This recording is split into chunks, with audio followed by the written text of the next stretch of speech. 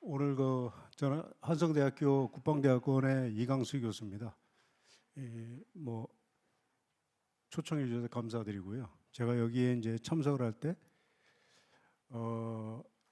좀 다른 주제로 얘기해도 되느냐라고 양해를 구했고, 그렇다고 생뚱맞은 주제는 아니고요. 관련된 부분에서 제가 생각하는 몇 가지를 좀 얘기를 하겠다고 말씀드렸는데, 아마 그런 것들이 조금 기본적인 맥락하고 좀 다르다고 생각하신 것 같습니다. 근데 이렇게 좀 말씀을 드리고 싶습니다. 이제 오늘 제가 여기 오면서 하이키로 할 것이냐, 로우키로 할 것이냐, 전문적인 분야로 들어갈 것이냐, 아니면 보편적인 분야로 할 것이냐라고 얘기를 했는데요. 우선 기술집약형 군은 조금 이따 제가 말씀드리고요. 현재 육군이 보는 우리 야전의 인력 현황과 사회의 인력 현황, 인력 획득 현황은 전혀 다른 구조로 되어 있습니다.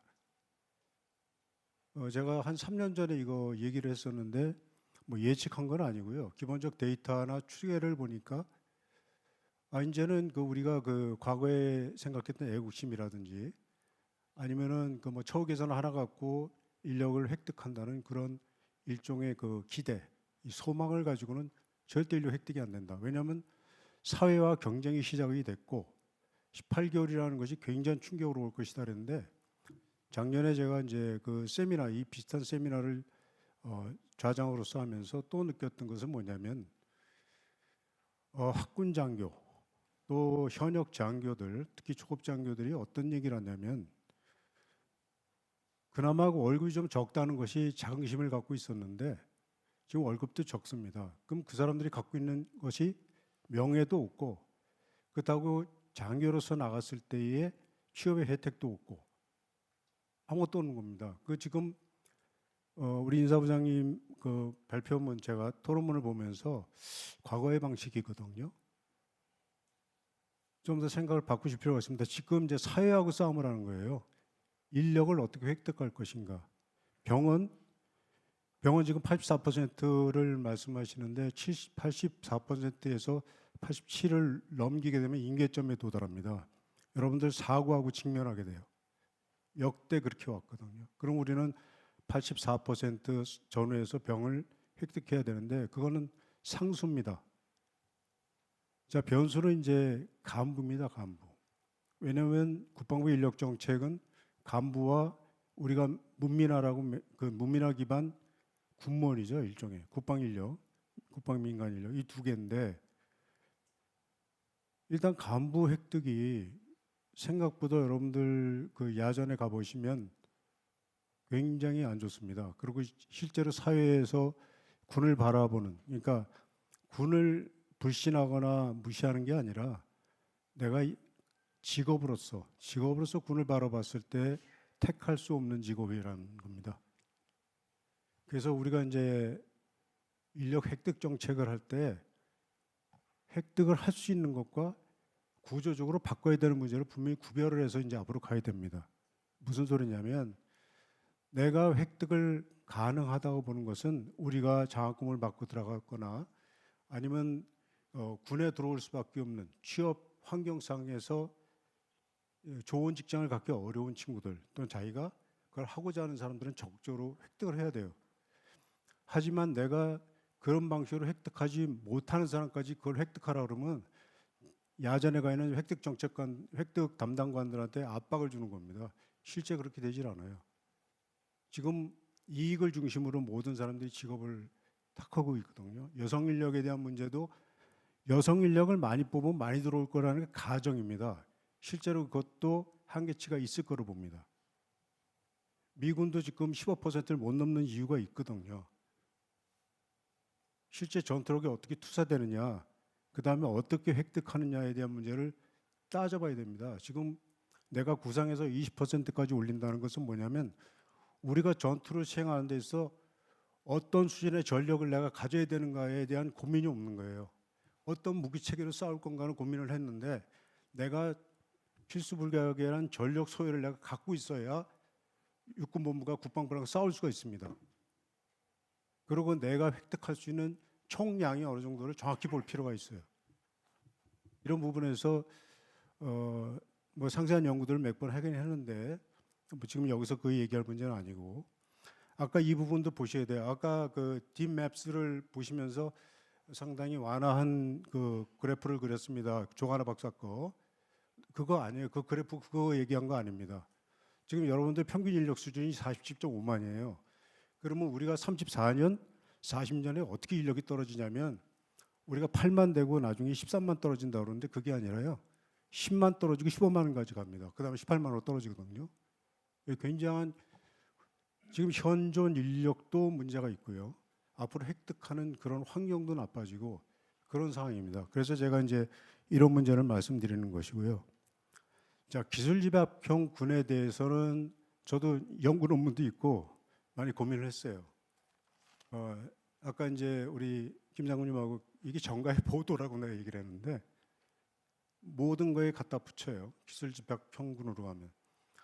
신세키 장군이 육군을 개혁하기 위해서 그 기술집합형 군을 시도를 하다가 포기를 했습니다. 그 이유는 뭐예요? 안정된 예산의 볼륨이 2배로 늘었단 말이죠. 그거를 하다 보니까 다른 무기 체계가 갈 수가 없어요. 랩터 지금 생산 안 하는 건 똑같은 상황이 발생이 됐어요. 우리가 과연 노령화 인구가 갖고 가는 사회복지 비용을 그걸 점점 증가할 텐데 그걸 이겨내 가면서 내가 안정적으로 기술군으로 변화를 가속시킬 수 있느냐. 두 번째는 안보 위협이 그것을 수용하느냐. 세 번째, 시간의 긴박성은 없느냐. 또 이것이 왜 중요하냐면 이 시간이 35년에 한번 떨어지고 33년에 이제 떨어지기 시작했을 때 그때는 이게 기술군으로 앵간히 가 있어야 되거든요. 말씀하신 대로. 갈까요? 미군이 가는데 가다가 지금 결과 어떻게 바꿨습니까? 전략적 융합이나 다른 방식으로 바꿨잖아요. 자, 그럼 해공군 같은 경우는 그렇게 갔으면 지금 인력이 주는 소요가 나왔어야 되는데 지금 인력이 늘어요. 거기도 부족하거든요. 제가 볼 때는 기술제박형 군은 지난번에 작년에 그 연구 발표가 있었지만 10년 정도에 걸쳐서 10%의 절약 효과를 갖고 옵니다. 군수 분야 아웃소싱을 전제로 했을 때입니다. 무기 체계가 고도화된다는 거는요. 고급 인력을 써야 된다는 거예요. 두 번째는 그만큼 새로운 무기 체계 운영 소요가 발생된다는 겁니다. 자, 여기 내용도 집어넣었지만 우리 T3R이 얼마입니까? 지금 전투와 지원의 비율이요. 미군은 30대 60 같지 않습니까? 우리는 60대 30 갔어요. 그건 무슨 소리냐면 전투 못 한다는 소리예요. 전투 근무 지원 안 된다는 소리예요.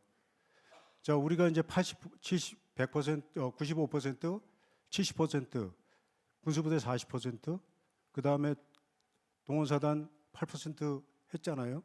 실제 어떻게 운영됩니까? 92%, 65%, 25%, 6%예요.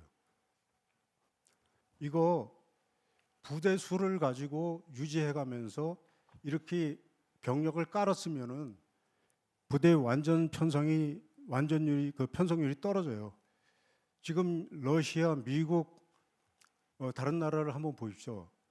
부대의 추세가 뭐냐면요, 완전성을 높이는 쪽으로 가고 있어요. 두 번째는 전투 근무 지속력, 스트라이커 여단이라는 여단 규모로 가다가 중수단으로 갔지 않습니까? 중사단으로 지속력 중심으로 가고 있어요. 우리 지금 거꾸로 가고 있거든요. 그래서 제가 이런 부분들을 잘 고려해서 인력 획득에 대한 계획을 세워야 된다는 것이고, 두 번째는 우리가 그러면 할 수 있는 방법, 제가 세 가지를 얘기를 했는데, 하나는 24개월로 확장을 시킵니다. 그러면 인력 획득 소요가 좀 적어져요. 근데 그거 채택할까요? 채택 안 할 거예요. 지금 왜 여성 인력에 대한 이 병역 복무제가 나왔냐면요, 불공정이라는 인식 때문에, 젠더 갈등 때문에 나온 얘기입니다. 그게 우리가 좀 그 사항을 좀 정확히 볼 필요가 있어요. 그 다음 두 번째는 아까 말한 기술집약형 군입니다. 세 번째는 정말 군인들은 싸울 수 있는 쪽으로 집중을 시키고 나머지 아웃소싱 해야 돼요. 언제까지 자족형 군? 국방부랑 제가 업무를 3년 동안 하면서 굉장히 답답했던 건 뭐냐면 육군이 갖고 있는 절박함을 못 놀아요. 군무원은 문민화 정책의 기반으로 합니다. 국방개혁법 얘기하셨는데 국방개혁에 관한 법을 잘 들여다보시면요. 그거는 문민화 기반 정책법입니다. 그게. 그렇기 때문에 군무원이 늘어나는 거거든요.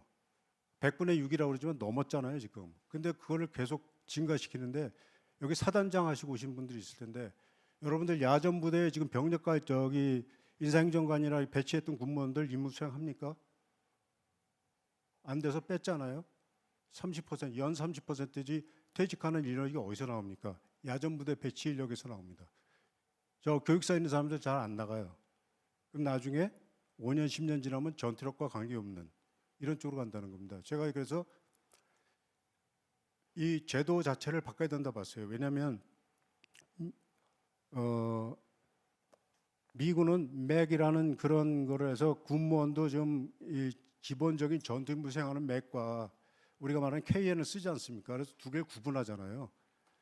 그러면 우리는 실제로 전투 의무를 갖는 사람을 징계를 만들어야 되고 그 업무에 대해서는 소위 말해서 전환고시 같은 걸 통해서 예비역들이 들어가게 해줘야 돼요.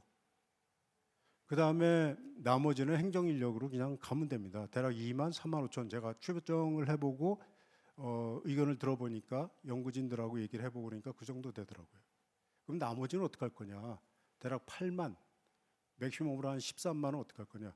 그건 저는 대안이 없다 봐요. 아웃소싱 하는 수밖에 없다 보고. 그렇지 않으면 진짜 부대 수줄이고 인력 수줄해야 되는데 현재 안보 상황에서 부대 수를 쉽게 줄이는 쪽에 동의하시면 안 된다는 점 말아요. 왜냐하면 우리 핵 미사일 위협도 있지만 20만이라는 특전부대 위협도 있단 말이죠. 그래서 제가 이런저런 것 때문에 저 나름대로도 이제 또 하나 쓸데없는 얘기 좀 하겠습니다.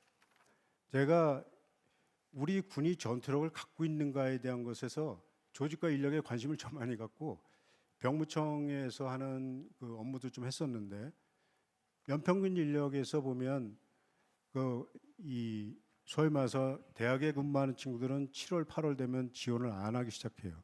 그럼 그걸 뭐로 채우냐면 고등학교 졸업자 빨리 군복무를 마치고 나간 애로 채우기 시작합니다. 특기 전혀 관계없이 그냥 채워서 수를 맞춰요. 그러니까 전체적으로 그때가 수가 그래도 보면서 다 떨어집니다. 그런 속에서 지금 부대 편성률 자체가 정원 내에서 우리가 부수를 운영하다 보니까 부수 병력이 공무원같이 밖으로 나가 있질 않잖아요. 그러다 보니까 실제로 결혼 분야가 굉장히 많이 생기는데 같이 결합이 되다 보니까 후반기 전투력은 어마어마하게 떨어지는 겁니다. 지금 그런 상황에서 지금 인력수를 더 낮추고 부대수를 더 줄여요. 그럼 전투 못하는 거죠.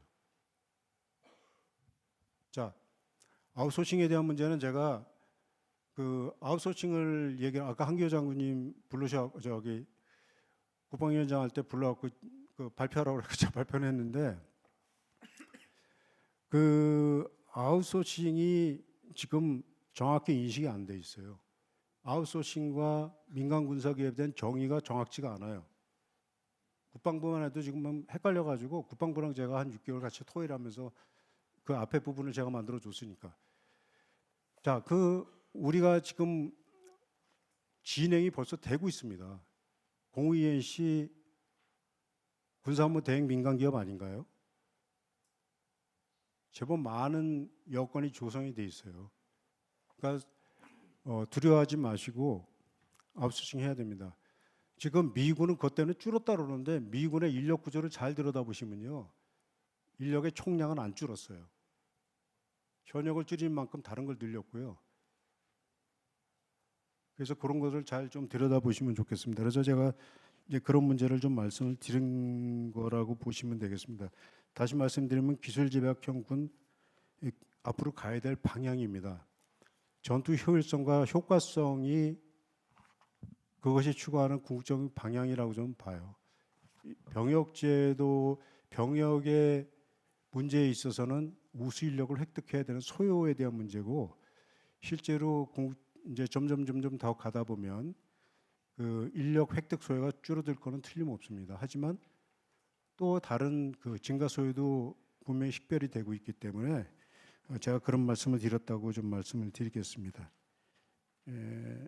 아무튼 나머지는 너무 떠들으면 안 되니까 그 나머지는 제가 이제 간단하게 내용을 적긴 했는데 제가 이제 총장님, 제가 지난번에 이제 정책실 정책차장께서 고생 많이 하셨는데요.